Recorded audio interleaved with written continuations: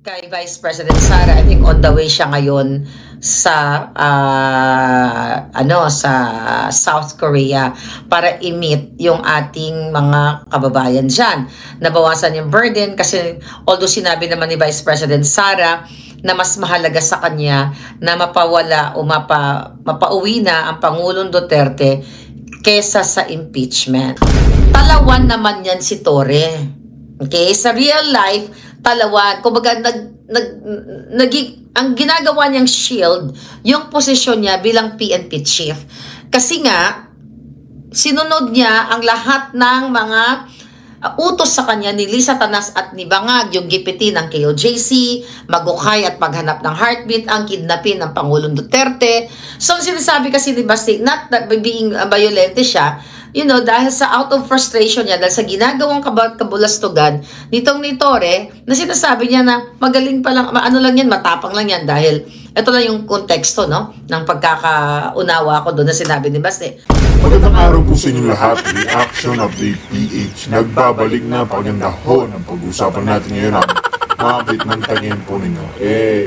Kasado na nga po itong problema ng halos sa atin kasi marami po sa atin mga kababayan ang nai-stress dito sa kakaisip sa impeachment ni BP Sara. Pero ngayon, kasado na nga po dahil sa 1-year bar rule ng ating batas. Kaya sinuplak na nga ho ng Supreme Court. Pero dito mga kapatid, may isisiwalat ho si Maharlika patungkol dito. Ano nga po ba ang susunod na galaw nitong si Marcos Jr.? O ang kanilang kampo para pabagsakin na naman ang ating BP Sara? Kasi mga kapatid, may mga nagko-comment nga dito kay Maharlika na baka ipa-aresto daw si BP Sara at ipadala rin sa ICC. Katulad nga ng ginawa sa ating Pangulo, wala na pong konteksto, bigla ko nilang dinala dun. Kahit po illegal mga kapitan, nadala nila sa ICC ang ating Pangulong Duterte. Ano nga po ba ang mangyari kay BP Sara? Yan po ang malaking katanungan. Uulitin na naman ba ng administrasyon ni Marcos Jr. ang pagpapadala kay BP Sara sa ICC? Kasi mga ka-update, pilit ho nilang itinutulak dito yung ini-issue nila nga na 125 million na funds, yung mga confidential funds. Samantala itong admin ni Marcos Jr. mga ka-update, puro pangako tapos utang-utang ng bilyon-bilyon sa mga karating na bansa natin. Pero saan napupunta? Yung 5,500 flood control mga ka-update, walang nangyari. Bahang-baha sa Maynila, sa Metro Manila, baha. Kahit sa parte ng ating bayan na pag malakas ang ulan o bumagyo, bumabaha. Pero ngayon, sinisikot nila itong 125 million confidential funds si BP Sara. Pero sila, billion-billion po yung usapan. Saan nila dinadalang pera kung hindi naman nagagamit sa bayan? Kaya mga kapatid, pakinggan ho natin itong magiging pahayag ni Maharlika patungkol nga dito kay Marcos Jr. at sa mga plano na naman nito sa ating BP Sara. Ipapa-aresto nga ba si BP Sara o hindi? Ayan po, simulan na ho natin. Kailangan natin kung live na live tayo ang ating alindog. Naku, baka hindi tayo live. Kasi wala. Ay, live tayo. Ayan, si Faison May. Yes, congratulations. Siyempre sa ating Vice President Sara Duterte. Ayan, tignan natin. Yes, live na live tayo palangga. Okay. Dahil, ayan. Wala tayo sa YouTube, kaya sa Facebook pala, kaya i-share nyo lang. So, siyempre, habang nagpa-party tayo, di ba, nakita niyo yung ating Facebook, nagpa-party tayo ng bonggang-bongga. At ito na nga ay ibinalita, I think 2 hours ago, na dineclare na ng Supreme Court na unconstitutional ang articles of impeachment laban kay Vice President Sara Duterte. Ngayon, mga palangga, hindi nga pinayagan ng Supreme Court na ituloy itong impeachment trial dahil nga nilabag ng mga jutang ginimis ang saligang batas. At alam nyo naman na ginasusan yan ng milyones, okay, maybe billions pa, hindi natin alam, para bayaran yung mga jutang ginimes na mga kongresistang salot sa lipunan. Okay? So, binayaran niya ng tiga yung, well, galing din yan sa grupo ni, actually, yung inano natin, yung binalita natin sa inyo, no, dati, ni Mangga, at inimbestigahan niya ni Mangga, di ba? Na tig 150M kada, what do you call it? Kada kongresista. Pero syempre, maglilipstick muna tayo ng Iconic Claire Collective. Ito, hindi nyo pa ito nakita yung color, ha? Burnt Amber. Now, this is my favorite color. So, be iconic, be the revolution. God is so good. Syempre, hindi pinayagan ang... At magpasalamat tayo kahit papaano, ang Korte Suprema ay ginawa nila yung kanilang tamang tungkulin para sa katotohanan. Alright? So ngayon, mga palangga, according dito sa report, kasi sabi ng Supreme Court na kailangan is sundin, okay, yung tamang proseso or honest to goodness or ang hustisya para dito sa impeachment proceeding na kung saan ay talagang ginigipit ng mga bangag ang magkakasabwat si Romualdez Tambaloslo, si Liza Tanas para nga impeach si Sara. Alam nyo na kung bakit. Dahil, di ba? Dahil alam nila na pagdating sa 2028 ay mahihirapan sila sa sa panibagong Duterte. So ngayon, eto yung ating isa sa expose, di ba? Na itutumba lahat, itutumba si PRRD. Ayan, nandiyan na nga sa detention, din ang mga vloggers, and si VP Sara. Paulit-ulit natin yung sinabi sa inyo mga palangga. At ang kagandahan nga dito, ang tawag dito, ay talagang nanindigan yung Supreme Court na ito ay what? Huwag pagbigyan. Okay? Basahin ko lang tong na-report sa atin. Huwag pagbigyan itong kadyutahan ng bangag administration. Right? So, at least nabawasan na yung burden kay Vice President Sara. I think on the way siya ngayon sa sa South Korea para i-meet yung ating mga kababayan diyan. Nabawasan yung burden kasi although sinabi naman ni Vice President Sara na mas mahalaga sa kanya na mapawala o mapauwi na ang Pangulong Duterte kesa sa impeachment. And God is really good, right? Sabi ni A. Menendez, lahat ng pasabog mo, madam, nagkatotoo. Bago ako magpasabog ng tuloy-tuloy, kasi meron pang nakaamba. Alright?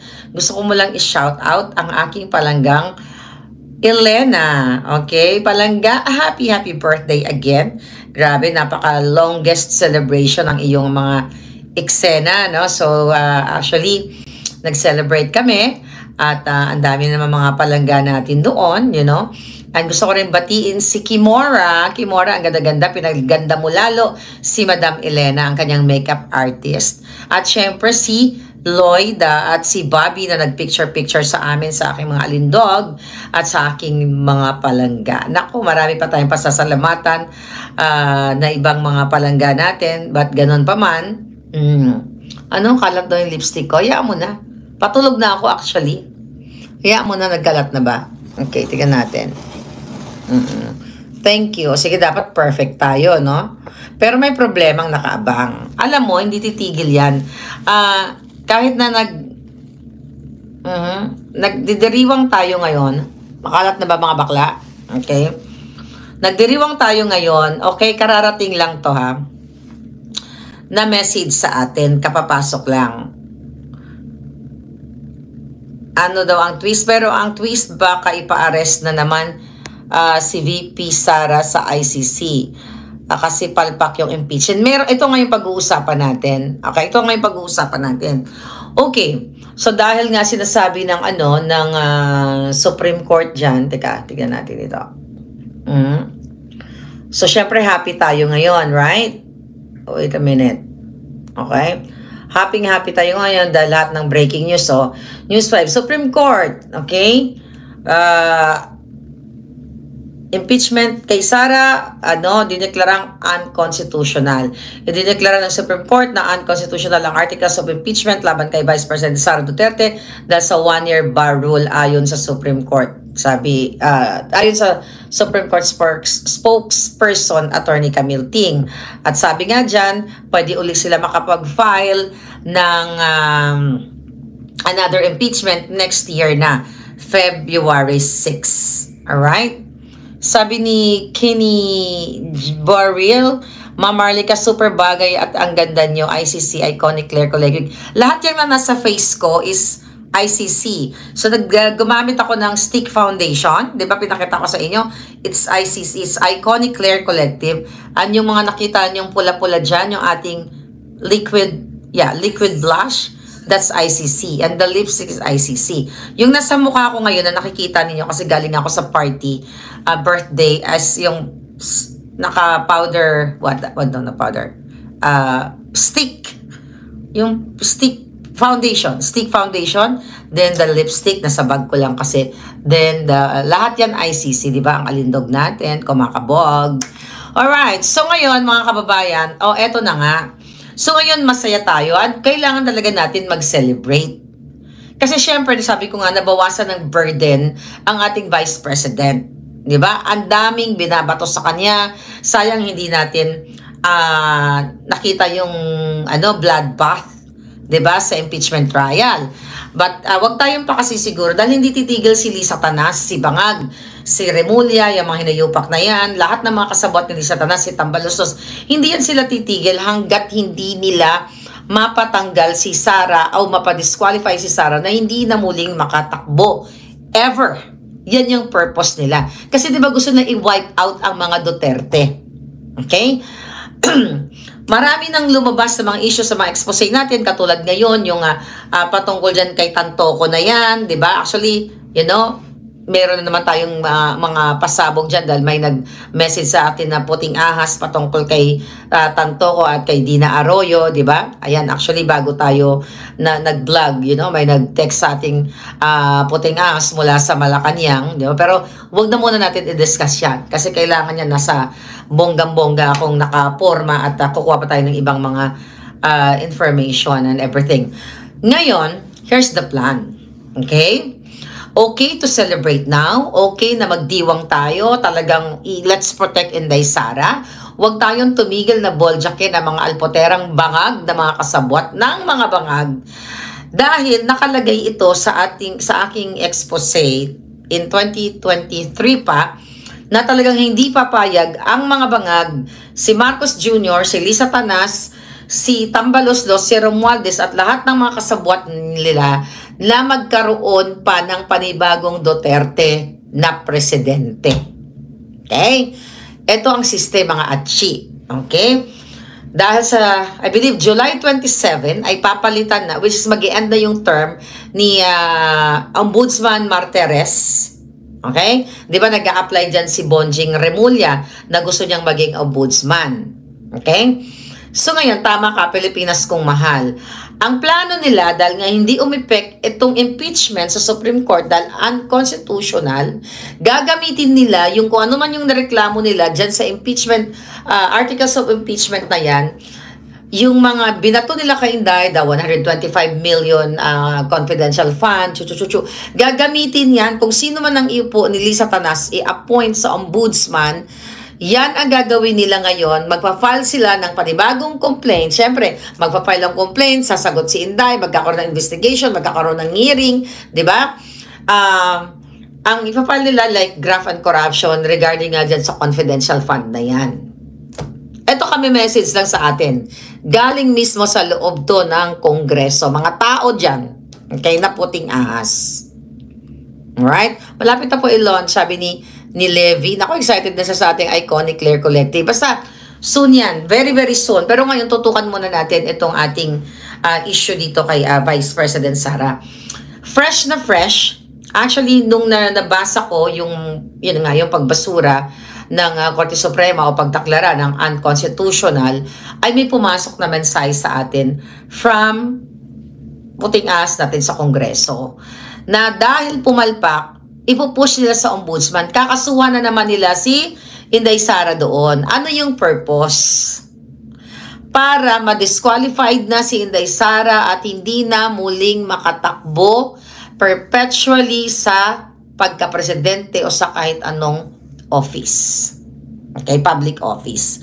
Yan po ang gagawin ngayon ni Bangag at ni Lisa Tanas. Dahil nabubuksan, tagal na natin nabuksan. Yung mga pangyayari ngayon na yung sabi ni Baste kaya Torre, 'di ba, na si Torre wala namang kwentang tao yan kung wala yung kanyang posisyon. So para nagkaroon ng hamunan, ng suntukan and everything. Tapos kunyari inaccept yung challenge. Hindi kunyari inaccept ng challenge ni Torre. Alam niyo ito, diversion ito. Okay? Pwede naman niya kunyari magpanggap sila na ignore na lang. Tapos ang nagpapakita pa ng kunyari nagpa-practice. Which is alam natin na hindi naman mangyayari etong suntukan na ito. Okay? Hindi mangyayari to. Kasi paano yan? So pag may naghamunan, yung mga politiko magsusuntukan na lang. Pero ang sinasabi kasi ni Baste, not because magiging violente or what. Ang sinasabi kasi ni Baste, ito lang pagkakaintindi ko. Talawan naman yan si Torre. Okay? Sa real life, talawan. Kumbaga, ang ginagawa niyang shield, yung posisyon niya bilang PNP chief.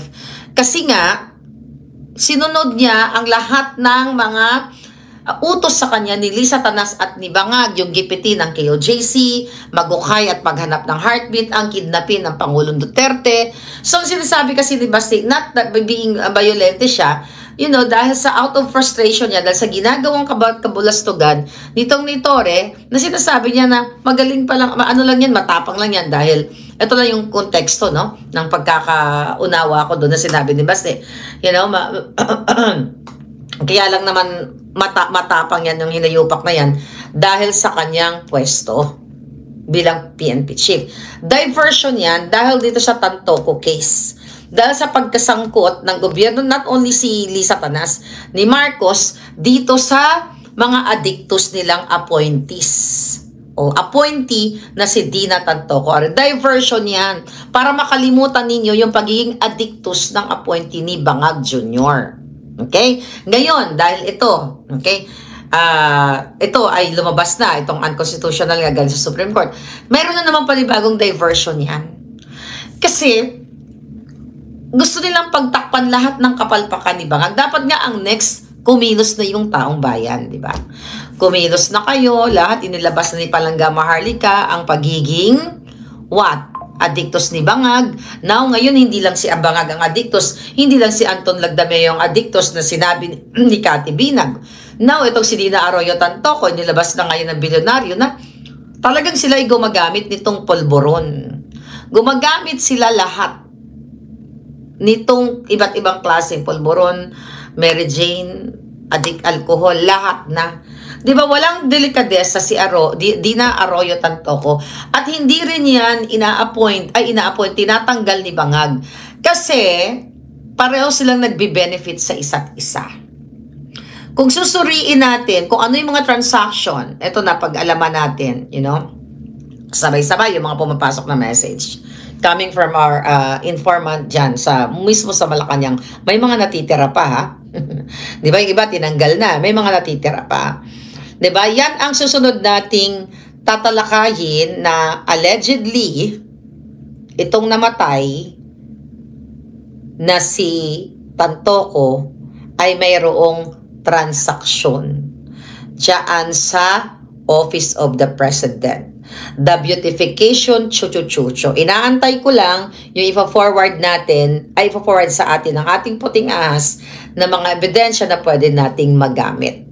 Okay? Allegedly, itong namatay na addictus na asawa ni Dina Arroyo Tantoco ay mayroon silang business deal sa gobyerno na hindi dumaan sa tamang proseso o sa tamang bidding. Kaya naman pareho silang nagbe-benefit, hindi nagbigay ng sympathy message si Bangag at si Satanas, parang walang nangyari, okay, nang nagurgur o na churva itong si Tantoco kasi pareho sila may kabulastugan. Yan yung mga susunod natin. Kaya sabi ko nga, dapat talagang kumikilos na ang taong bayan para ligwakin ang lahat ng mga bangag. Ano daw? Ano yung palangga? May bagong ano ba? Hindi pa ako kasi may tanto kami lumabas na police report sa Los Angeles. May lumabas na tanto ko may lumabas na itong si what's this? Training club. Okay? Ito troll ito ni Lisa Tanas. Tanga ka kasi, Ruti. Okay? 'Di ba? Bangag na yung presidente mo, nagpapakatanga ka pa rin. Ano sinasabi mong fake ang police report? Okay? Saan ka ba nabubuhay? Nababayaran ka ba? Gamitin mo yung utak mo kung gusto mo mabago ang buhay ng iyong mga mahal sa buhay. But anyway, can you gorgor? Can you gorgor the troll? Okay? Wala akong power to gorgor now dahil nasa hindi ko lang kung paano ginogorgor yan. Nasa cellphone. Okay? Nasa cellphone kasi tayo ngayon. Alright. Okay, ayan. Okay, Zoro, thank you. Ginurgur mo na siya. Anong binigay mo sa kanya? Igurgur mo totally yung talagang bloody. Sir Zoro, yung bloody naman, di ba? Bloody Mary. Yes, nasa banyo ko. Nasa banyo ako today kasi wala akong studio. Alright, nasa banyo ang hitad. Alright. Di ba? Nandito kasi ako sa, sa aking Junakis. So, nakikitira ako ngayon dahil homeless ako. Sabi ni Hugo, okay, wala na pong pag-asa sa bansa. Wala na tayong aasahan sa gobyerno ni Bangag. Okay? Wala na nga kaya dapat sa inyo ay kumilos. Happy tayo lahat sa mga nagmamahal kay VP Sara, sabi ni Bob Lucky. Alright? Yeah. Anong shiny head ako? Well, lighting lang yan, Palangga. Lighting lang, sabi ni Palangga, si Jordan. Ayaw mo nung nagsashine yung head ko. Ano daw? I said misinformation. May isa pang troll. Ayaw mo na yung mga troll, bala na si Zoro dyan, manggorgor. Taga-gorgoro ko yan Kaya bibigyan ko yan si Zoro ng award. Gorgor Award. Okay, now what? Recently, okay, alam niyo na lahat, at least happy tayo, wala nang pag-asa yung impeachment at now yung tututuon. Ito, actually sinabi ko na to sa inyo yung tungkol sa ombudsman Hindi naman to bago, di ba? Pinapaalala ko lang sa'yo, pag nagpalit na ng ombudsman, for July 27, makikita nyo na yan, kakasuhan na naman yan si Inday Sara. Hindi talaga nila titigilan yan. Hanggat nandyan ang mga bangag, hindi nila titigilan si Inday Sara. Kaya lahat ng mga supporter, lahat ng mga nagmamahal kay Inday Sara, wag natin siyang iiwanan kasi wala naman tayong wala tayong maaasahan sa ibang mga politiko kasi yung iba dyan nakikipagsabwatan sa mga bangag.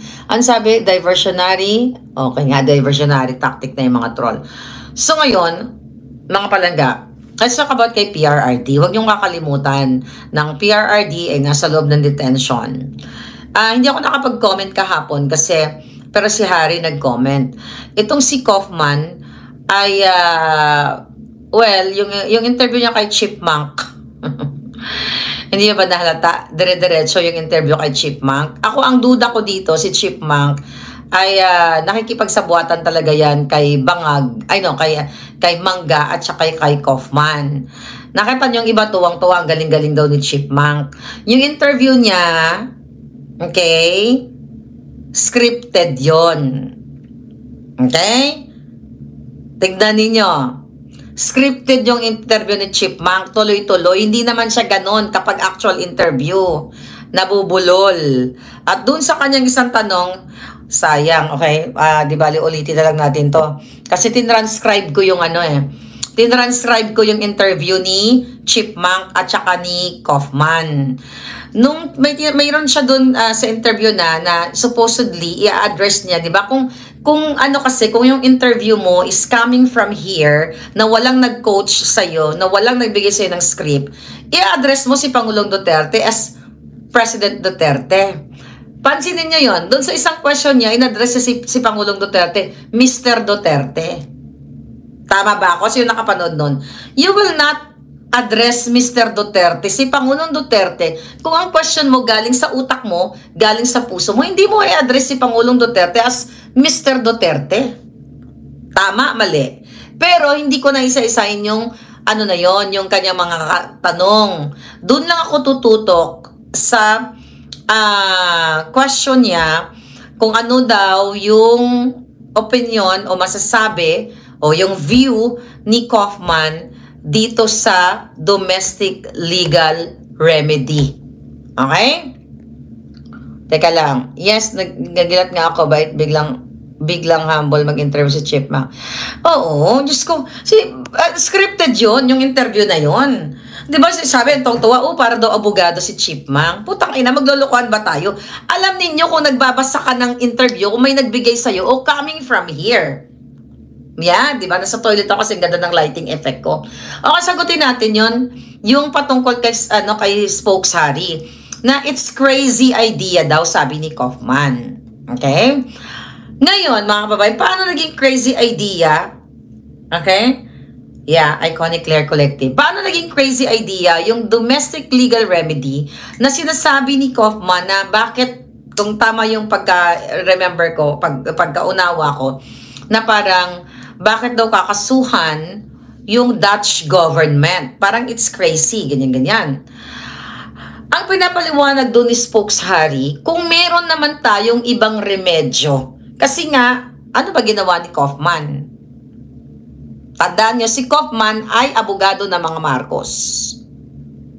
Ngayon, magtataka ka, bakit si Kaufman, bakit parang planadong-planado yung mga interview ni Chipmunk at saka ni Kaufman. Scripted na scripted yung interview. Tapos sinasabi na idea ni Harry is crazy idea about kung paano, paano yung domestic legal remedy. Nag-approve na si Pangulong Duterte doon. At even si Vice President Sara ay nag-approve na din doon. Ay no, not really nag-approve. Hindi echo niya yon. The problem with this Kaufman, okay? Mukhang insecure siya kay Harry. I just don't know. Dahil syempre, si Inday Sara naman, tandaan ninyo, pinapunta ni Inday Sara si Harry Roque, si Spokes Harry sa dahig. Diba? Sinabi naman nila yan publicly.